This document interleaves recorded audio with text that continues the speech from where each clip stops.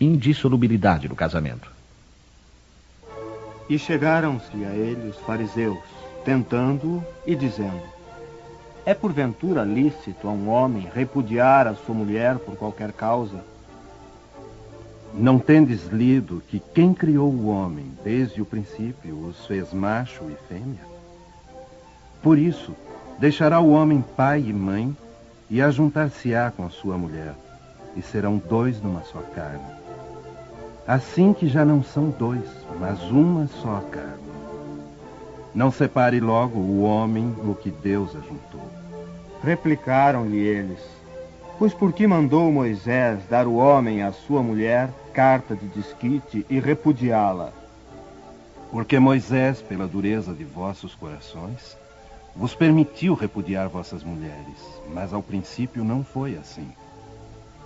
Eu, pois, vos declaro que todo aquele que repudiar sua mulher, se não for por causa da fornicação e casar com outra, comete adultério. E o que se casar com a que o outro repudiou, comete adultério. A não ser o que procede de Deus, nada é imutável no mundo. Tudo o que procede do homem está sujeito a mudanças. As leis da natureza são as mesmas em todos os tempos e em todos os países. As leis humanas, porém, modificam-se segundo os tempos, os lugares e o desenvolvimento intelectual. No casamento, o que é de ordem divina é a união conjugal, para que se opere a renovação dos seres que morrem. Mas as condições que regulam essa união são de tal maneira humanas que não há em todo o mundo, e mesmo na cristandade, dois países em que elas sejam absolutamente iguais, e não há mesmo um só em que elas não tenham sofrido modificações através dos tempos. Resulta desse fato que, perante a lei civil, o que é legítimo num país e em certa época, torna-se adultério noutro país e noutro tempo. Isso porque a lei civil tem por fim regular os interesses familiares. E esses interesses variam segundo os costumes e as necessidades locais.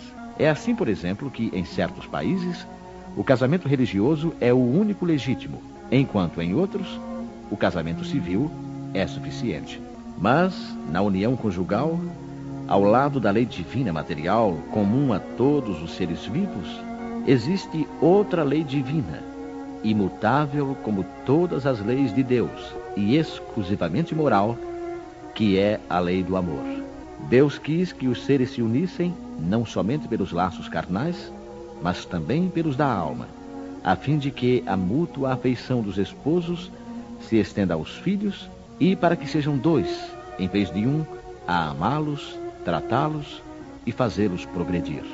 Nas condições ordinárias do casamento, é levada em conta a lei do amor?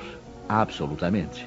Não se consulta o sentimento mútuo de dois seres que se atraem reciprocamente, pois, na maioria das vezes, esse sentimento é rompido. O que se procura não é a satisfação do coração, mas a do orgulho, da vaidade, da cupidez. Numa palavra, todos os interesses materiais. Quando tudo corre bem, segundo esses interesses, disse que o casamento é conveniente. E quando as bolsas estão bem equilibradas, disse que os esposos estão igualmente harmonizados e devem ser muito felizes.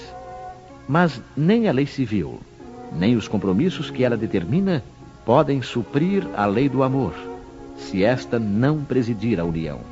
Disso resulta, frequentemente, que aquilo que se uniu à força, por si mesmo se separa, e que o juramento pronunciado ao pé do altar se torna um perjúrio, se foi dito como simples fórmula. São assim as uniões infelizes que se tornam criminosas. Dupla desgraça que se evitaria se, nas condições do matrimônio, não se esquecesse a única lei que o sanciona aos olhos de Deus, a lei do amor. Quando Deus disse, serão dois numa só carne, e quando Jesus advertiu, não separe o homem o que Deus juntou, isso deve ser entendido segundo a lei imutável de Deus, e não segundo a lei instável dos homens.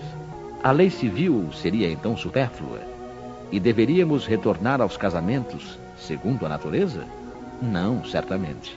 porque a lei civil tem por fim regular as relações sociais e os interesses familiares, segundo as exigências da civilização. E eis porque ela é útil, necessária, mas variável.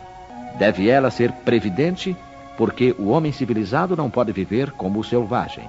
Mas nada, absolutamente, impede que ela seja um corolário da lei de Deus. Os obstáculos ao cumprimento da lei divina decorrem dos preconceitos sociais e não da lei civil. Esses preconceitos, embora ainda vivazes, já perderam o seu domínio sobre os povos esclarecidos e desaparecerão com o progresso moral que abrirá finalmente os olhos dos homens para os males incontáveis, as faltas e até mesmo os crimes que resultam das uniões contraídas com vistas apenas aos interesses materiais.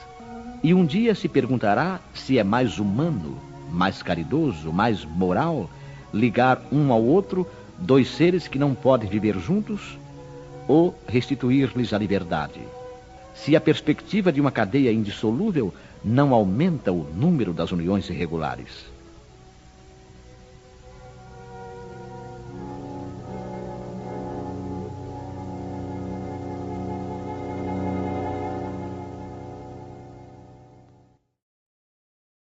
O divórcio. O divórcio é uma lei humana cuja finalidade é separar legalmente o que já estava separado de fato. Não é contrário à lei de Deus, pois só reforma o que os homens fizeram e só tem aplicação nos casos em que a lei divina não foi considerada.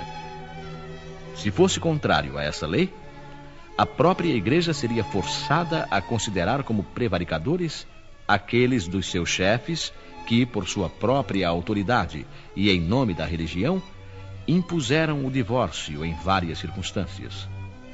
Dupla prevaricação, aliás, porque praticada com vistas unicamente aos interesses materiais e não para atender à lei do amor. Mas nem mesmo Jesus consagrou a indissolubilidade absoluta do casamento. Não disse ele: Moisés, pela dureza dos vossos corações, vos permitiu repudiar as vossas mulheres? Isto significa que desde os tempos de Moisés, não sendo a mútua afeição o motivo único do casamento, a separação podia tornar-se necessária. Mas acrescenta: no princípio não foi assim. Ou seja, na origem da humanidade, quando os homens ainda não estavam pervertidos pelo egoísmo e orgulho e viviam segundo a lei de Deus, as uniões, fundadas na simpatia recíproca e não sobre a vaidade ou a ambição, não davam motivo ao repúdio. E vai ainda mais longe, pois especifica o caso em que o repúdio pode verificar-se: o de adultério. Ora, o adultério não existe onde reina uma afeição recíproca sincera. É verdade que proíbe ao homem desposar a mulher repudiada, mas é necessário considerar os costumes e o caráter dos homens do seu tempo. A lei mosaica prescrevia a lapidação para esses casos. Querendo abolir um costume bárbaro, precisava naturalmente de estabelecer uma penalidade que encontrou na ignomínia decorrente da proibição de novo casamento.